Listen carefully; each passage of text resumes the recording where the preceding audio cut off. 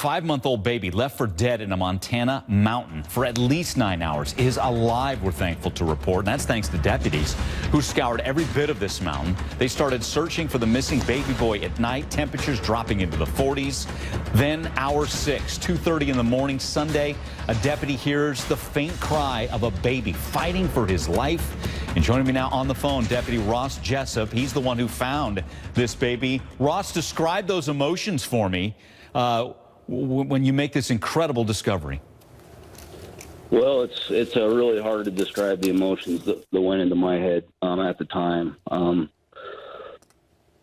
night long, I was preparing myself mentally to find a dead baby. Yeah. So the struggles with that, I was angry. Kind of at the time, I was losing my faith. Losing my faith that the baby was even alive. In the middle of the night, when you're surrounded by trees and there's a small echo of everything, when you hear the struggle of a faint whimper, I was overcome with joy. I have 3 kids myself, and I think without a question that hearing that little baby the other night brought to me more joy than even my own children coming into this world. That is saying so much. Were you the one to hear the faint cry of a baby fighting for survival? Yeah, I was. I was actually with Forest Service Officer Nick Schultz, and on a whim, I asked Nick to walk up the mountain with me, straight uphill from where we had last seen some debris, and there was no rhyme or reason why we went up there.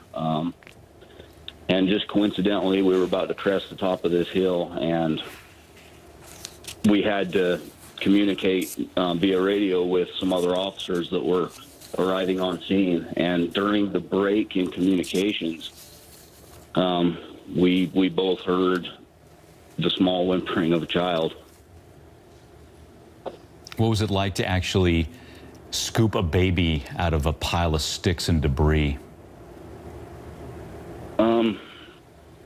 I was so overcome with emotion that my cop instincts and my cop training and everything else, every training that I've ever been to, went away. I was completely overcome with emotion that I didn't care anymore about evidence or anything else. I just wrapped that baby up just like a father would any child in need. Luckily, the baby was soiled and wet. You could tell that he was obviously trying. He had tried out. There wasn't much vocalization left in this child. Luckily, one of the search and rescue officers, Aaron St. Pierre, had his backpack with him, and he was with us. And he took out a jacket and a hat for that baby, and we were able to warm it up and walk it out of the mountain. Mm. And from what we hear, the baby, other than some bruises and some scratches, is going to be okay. We're so thankful to report on that. I believe you sent us a picture with a dog. Did the dog help out at all? In what way? The dog didn't. I'm a canine handler, and unfortunately for everybody else, I don't have very many pictures to send to myself. Gotcha, okay. That was just one of the pictures that I had in uniform. My dog Loki is a great dog, but unfortunately he wasn't able to help out with this search. Gotcha, okay. Do we know anything about the suspect, Mr. Francis Crowley? I know charged with criminal endangerment. Anything else?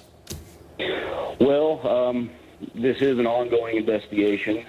Detectives are working on all leads and everything else, and so I'm actually not at liberty to talk about the suspect or anything like that involving the case. All right.